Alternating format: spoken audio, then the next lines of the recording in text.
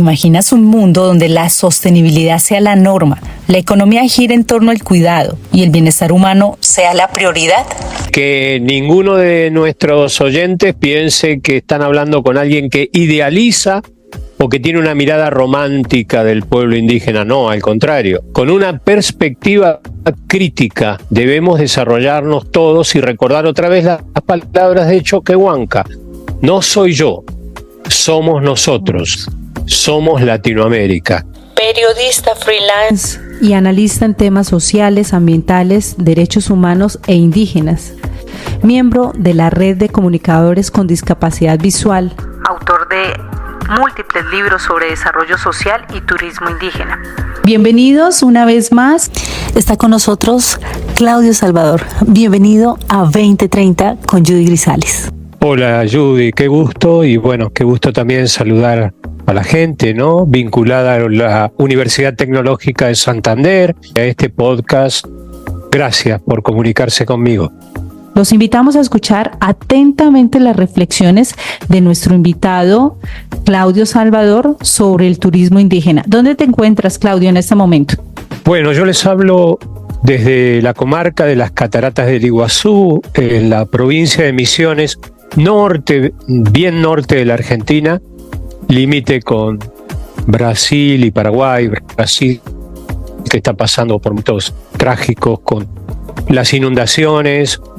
Y hago esta cita de las inundaciones porque tiene mucho que ver también con este desacuerdo de los seres humanos con la madre tierra y que ha hecho que la naturaleza comience a mostrarnos su enorme fuerza para que reflexionemos sobre una necesaria reconciliación con valores que justamente sostienen los pueblos indígenas, los pueblos preexistentes de la Abya Yala, como hoy se conoce a América.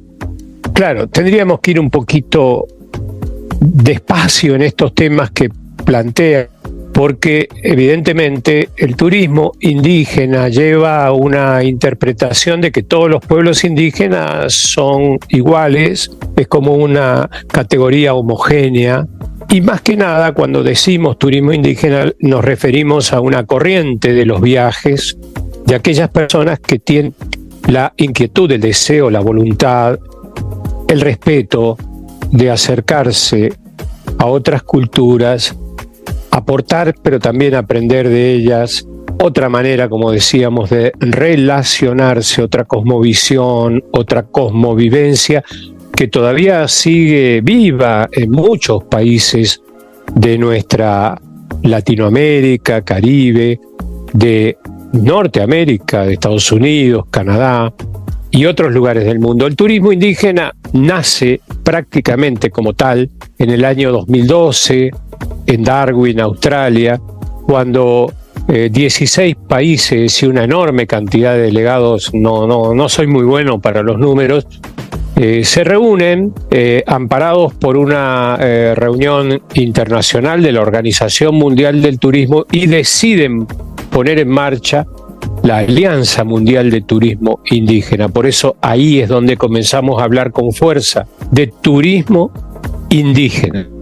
Y claro, el sello de identidad lo da cada pueblo, nación en particular, como puede ser el pueblo Cuna de Panamá, el pueblo Wayuu de Colombia, el pueblo Cayobá de Brasil, el pueblo Mapuche de Chile, los pueblos Aymara y Quechua de Bolivia, de Perú, o el pueblo guaraní con el que me toca trabajar desde hace ya más de 20 años aquí en la selva de las cataratas del Iguazú. Entonces, cuando hablamos de turismo indígena, necesariamente tenemos que agregarle la identidad a la que nos estamos refiriendo. Muy bien, Claudio. Entonces, lo más importante es definir la diferencia entre turismo de aventura y un turismo indígena, ¿verdad? Sí, podemos decir que el turismo indígena es turismo cultural. El turismo de aventura, bueno, es un desafío que cada persona le hace a la naturaleza, deportes de riesgo, que evidentemente poco tienen que ver con lo cultural. Es muy bonito, claro, para muchas personas, pero el turismo indígena es turismo cultural, es conocer otras culturas, conocer de sus valores, de sus identidades, sus reivindicaciones. Y hay algo que es fundamental y que se decidió en la Rakia, en Darwin, Australia, como te decía, en 2012, en aquella reunión casi propiciadora, donde se impulsa el turismo indígena, que es un turismo que activa los derechos de los pueblos indígenas a tener un protagonismo, yo diría, podría decirlo hasta estelar, en el gran mercado de los viajes. Un turismo que no compite con otras modalidades de turismo, que no compite con las corrientes convencionales,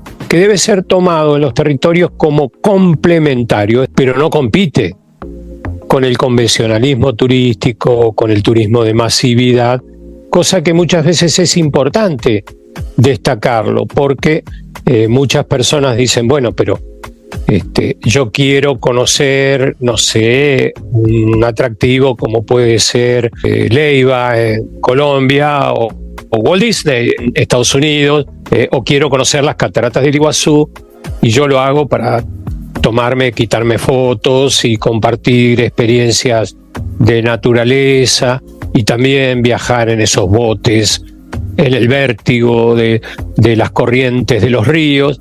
Pero bueno, esto es otra cosa, es un turismo turismo lento, un turismo blando, le llaman algunos autores, como Santana Talavera, que es colombiano, un turismo que no lastima a la naturaleza de ninguna manera, no la desafía, sino que son momentos de encuentro entre culturas, un diálogo intercultural que yo creo que se manifiesta de manera muy especial con todas las vertientes de turismo indígena que están creciendo en el mundo. Es muy importante como herramienta para el desarrollo sostenible y la preservación cultural.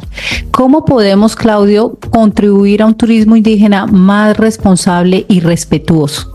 Bueno, teniendo en cuenta que los pueblos indígenas preexistentes en América tienen mucho para decirnos, escuchando ese mensaje que nos incluye a todos. Escuchaba a David Choquehuanca, vicepresidente de Bolivia, en un mensaje. Él dice, nosotros debemos empezar a entender esa alteridad, ¿no? El reconocer al otro que nos propone el turismo indígena.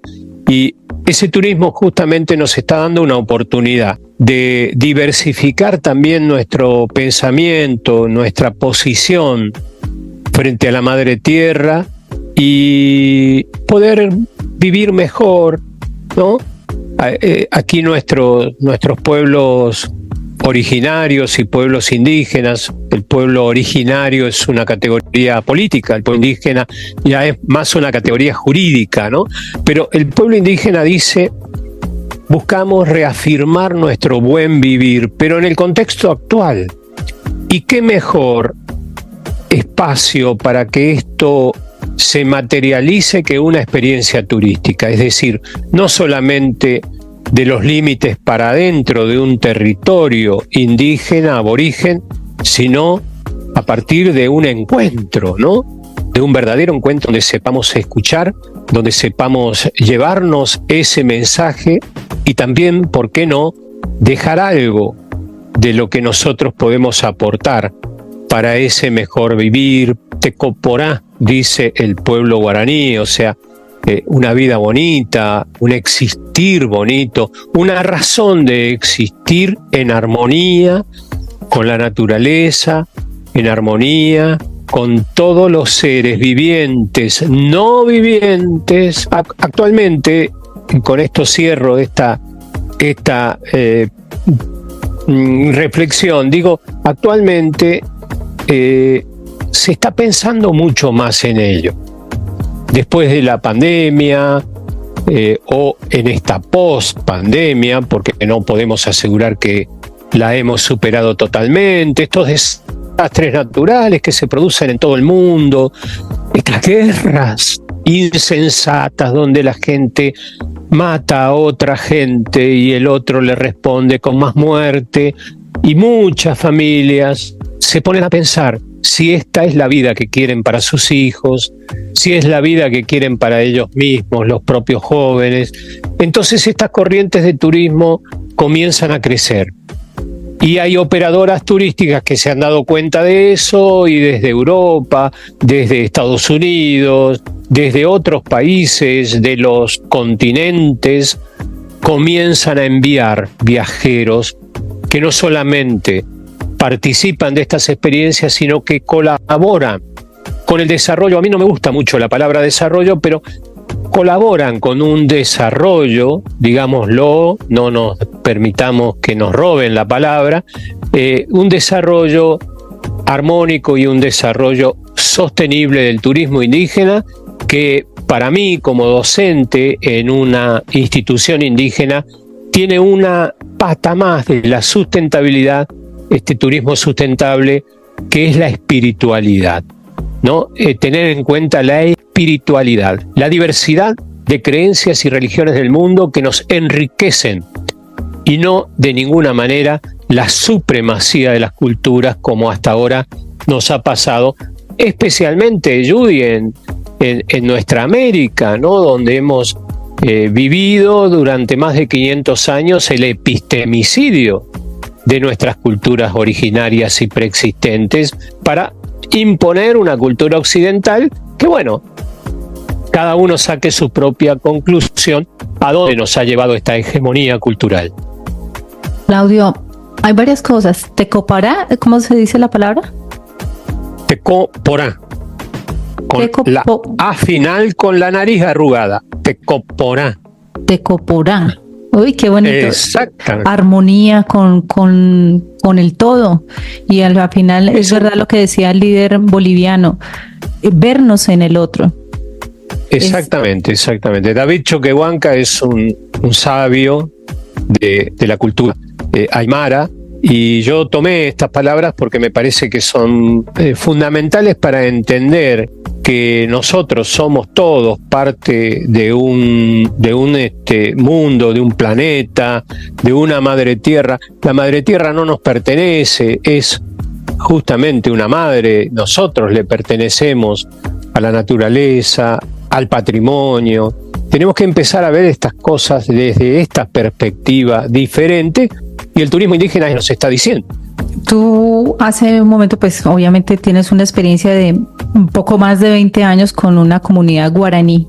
Quiero que nos compartas cómo ha sido ese proceso. Entonces, durante 20 años, ¿cómo era antes y cómo lo ves ahora? Yo veo que, teniendo en cuenta que hoy en día estamos volviendo a lo esencial, ¿cómo ves tú ese proceso de 20 años que has realizado este ejercicio de turismo indígena? Bueno, puedo decirlo como indigenista, como activista de los derechos humanos, y también como técnico y como docente. Vamos a tratar de englobar en pocas palabras toda mi actividad junto al pueblo originario de la selva paranaense, la selva misionera.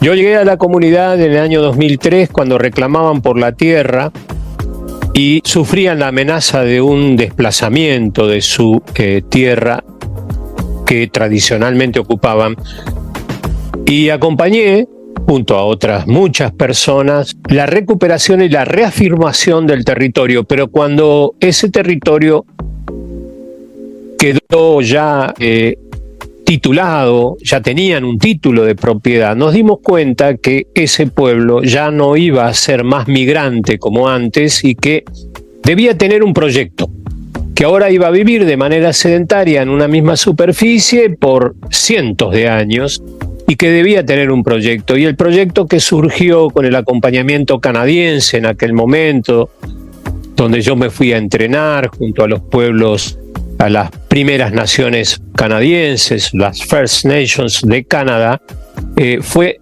el turismo. ¿Por qué? Porque el turismo era practicado en esa región donde yo trabajo, pero los beneficios iban a otras personas porque no había control del turismo. Entonces el turismo se folclorizaba, se minimizaba la cultura, se instrumentalizaba la cultura indígena en atractivos que le eran fáciles de vender al turismo extractivista. La cosa fue cambiando porque poco a poco hubo capacitaciones, hubo seminarios, hubo encuentros con otros pueblos de América y se fue aprendiendo y los propios líderes indígenas se fueron empoderando del negocio social, el emprendimiento social, asociativo del turismo indígena de base comunitaria.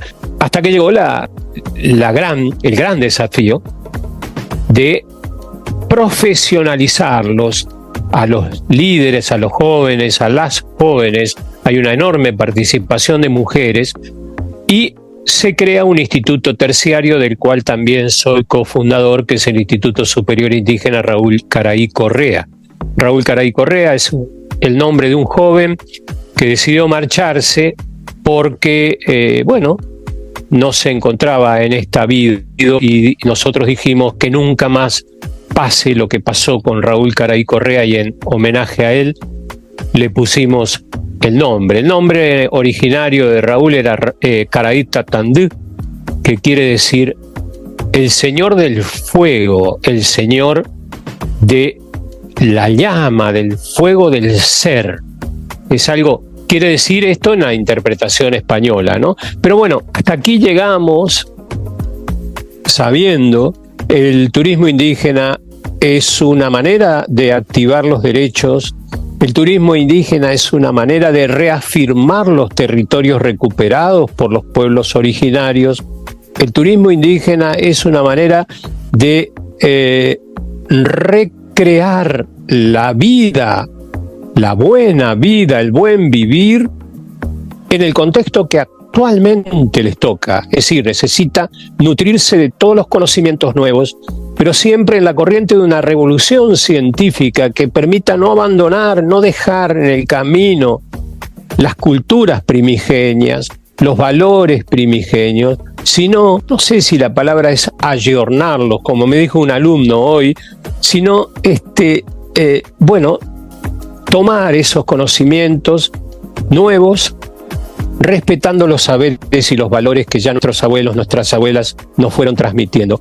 Es un poco el resumen de mi vida de estos últimos 21 años. Por supuesto, podría contarte mucho más, porque todo esto es un aprendizaje permanente, un descubrimiento, valga esta palabra, pero en el buen sentido, un descubrimiento de un camino de reencuentro con las culturas originarias. Muchas veces estamos buscando aprender idiomas de afuera, extranjeros, y por lo menos te hablo desde mi país, hay mucha dificultad para comunicarnos, para interpretarnos, y no hablo solamente de dialogar, sino de entendernos como sociedad.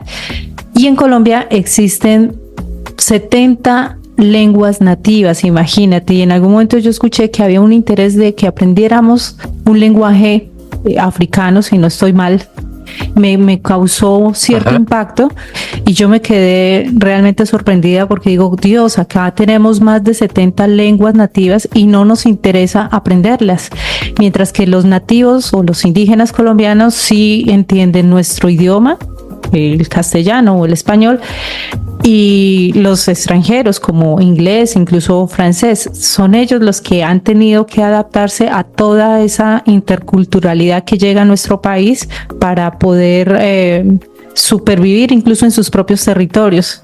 Entonces es bastante interesante que a través de estas herramientas como es el turismo indígena podamos reivindicar nuestra cultura, que al final pienso que es una de las mayores riquezas que tenemos en nuestras naciones, para poder hablar entonces de desarrollo sostenible, para hablar de prosperidad, para hablar también de bienestar. La iniciativa que, por supuesto, podamos seguir hablando más a profundidad de este tema para inspirar a otras personas, incluso a turistas, para que realicen esta práctica. Así las cosas, Claudio, si un turista llega a un lugar indígena y le pregunta al guía indígena ¿qué puedo hacer para ayudar a esta comunidad?, ¿Cuál puede ser esa respuesta que podría dar el guía? Bueno, una gran cosa. Primero, reflexionar sobre el tema de las lenguas. Las lenguas son portadoras de toda la cultura y que las lenguas se han nutrido de lenguas africanas. Yo digo que conozcamos, no con el ánimo de traducirlas a nuestra lengua española, sino conozcamos la raíz de las lenguas indígenas. Las lenguas indígenas tienen una naturaleza en la Via Yala, en la América Morena, en la Indoamérica. Es decir, por ejemplo, el guaraní, ayer comentaba antes de ayer, con gente de un programa de la ciudad de Mar del Plata, en la Argentina, me decían que diera un ejemplo. Entonces yo le decía, Iguazú, no I, Iguazú, agua grande. La letra en el guaraní, que por suerte pudieron escribir los jesuitas, respetando los jesuitas, los misioneros jesuitas, respetando la lengua originaria, la letra U es la primera vocal del alfabeto guaraní. Es la Y que nosotros le llamamos en el alfabeto español. La letra U está presente en el agua, en la tierra, en el aire, está presente en la vertiente, está presente en todo aquello que nos da la vida. En las lenguas indígenas no hay plural ni género, cantidad, ¿no? Con respecto a la segunda de tus preguntas, que tiene que ver con cómo ayudar, yo creo que hay que acercarse a las comunidades indígenas con un corazón generoso, pero no pensar nunca en la benevolencia, nunca pensar en que nosotros llegamos como agentes de beneficencia a ayudar. Cuando se puede colaborar con alguna necesidad de la comunidad, hay que ser muy cauto, hay que ser muy precavido, porque las comunidades tienen otros principios y también otras prioridades. Y muchas veces nosotros creemos, y acá voy a ir a tu pregunta concreta, que bueno, que podemos llevar la ropa que ya no usamos, los zapatos que nos quedan chicos o que pasaron de moda. Yo algunas veces me río porque digo, van con zapatos número 43 o 44 o 42 a las comunidades y los indígenas de nuestra selva no tienen un pie más grande que 40, ya 40 es enorme. Extraordinario. Un pie, ¿no? Claro, entonces, ¿qué hacen con los zapatos? Le ponen algodones, qué sé yo, o los trocan, los cambian por alguna otra cosa con otras personas. Pero bueno, hay que tener cuidado con la economía interna de las aldeas, porque la economía interna de las aldeas en toda América tiene que ver con una economía de reciprocidad. Estoy totalmente seguro que cualquier intervención poco responsable puede crear diferencias entre los propios comuneros y dependencia, claro que sí. Por eso decía yo, la benevolencia, la beneficencia o la demagogia que los gobiernos suelen emplear con las relaciones con los indígenas se deben terminar. Acá en la Argentina hace más de 150 años que bueno, se vive, a ver cómo puedo decirlo respetuosamente, reclutando líderes indígenas mediante regalos, mediante prebendas, privilegios. Y estoy hablando de la Argentina. Desde la época de Juan Manuel de Rosas ya se venía haciendo esto, desde el año 1830, 1840. Bueno, así imagínense. Es un modelo. Muy difícil. Es un modelo que no dista mucho de lo que ocurre también aquí en Colombia. Claudio, sí. ¿Crees que el turismo indígena puede ser una herramienta para combatir el cambio climático y la pobreza, ya para nuestro cierre? Ninguna duda que sí. En el caso de los pueblos selváticos, nadie ha cuidado mejor que ellos la selva. Está muy en crisis y en cuestionamiento el modelo de los parques nacionales. O sea que sí, los pueblos indígenas pueden ser guardianes, pueden guardianar los bienes naturales, que nosotros los consideramos recursos y ellos los consideran bienes naturales. Territorios para la vida, dicen en la cuenca sagrada de la Amazonía, ¿no? Que a ustedes les queda bastante cerca.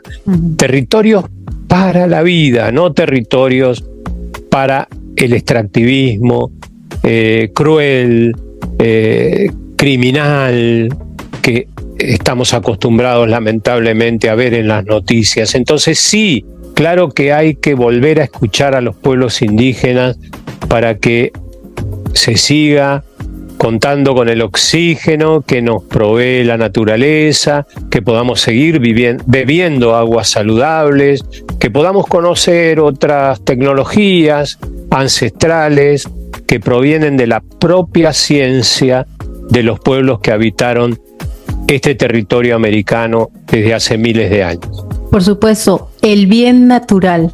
Yo estoy de acuerdo con ellos. Se llama bien natural. Nos lo han convertido en recursos justamente para que sean de modelos extractivistas. Pues muchísimas gracias, Claudio, por haber compartido con nosotros tan valiosa experiencia, conocimiento sobre el turismo indígena. Gracias a ustedes, y que ninguno de nuestros oyentes piense que están hablando con alguien que idealiza o que tiene una mirada romántica del pueblo indígena. No, al contrario. Con una perspectiva crítica debemos desarrollarnos todos y recordar otra vez las palabras de Choquehuanca. No soy yo, somos nosotros, somos Latinoamérica. Gracias, Judy. Gracias a nuestros oyentes por su escucha activa y a ti, Salvador, por tu amable compañía. Nos escuchamos en una próxima oportunidad aquí en 2030 con Judy Grisales.